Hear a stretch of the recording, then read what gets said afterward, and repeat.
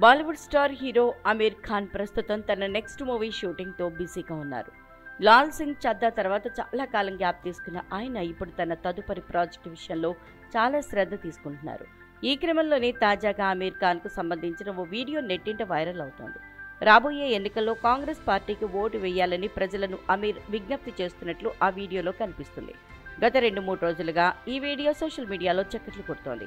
ఇది చూసిన అమీర్ ఖాన్ ఆ వీడియో ఫేక్ అంటూ చెప్పుకొచ్చారు.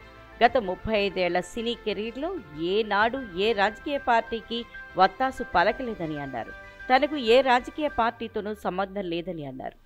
ప్రస్తుతం తాను రాజకీయ పార్టీకి మద్దతు ఇస్తున్న వీడియో వైరల్ అవుతోందని, అది పూర్తిగా ఫేక్ వీడియో అని అన్నారు. దీనిపై ముంబై సైబర్ క్రైమ్ పోలీసులను ఆశ్రయించి ఎఫ్ఐఆర్ దాఖలు చేసినట్టు తెలిపారు.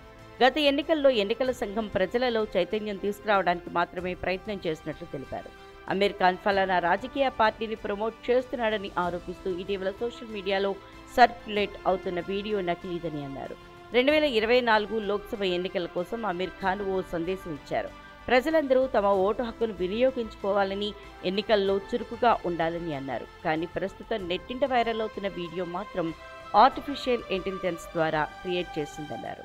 ప్రస్తుతం అమీర్ ఖాన్ సితారే జమీన్ ఫర్ సినిమాలో నటిస్తున్నారు. అలాగే రాజ్ కుమార్ సంతోషి తెరకెక్కించనున్న లాహోర్ 1947 చిత్రంలో నటించనున్నారు. ఇందులో జెనీలియా డిసౌజా నటిస్తోంది. త్వరలోనే ఈ మూవీ పూజా కార్యక్రమాలు ప్రారంభం కానున్నట్లు తెలుస్తోంది.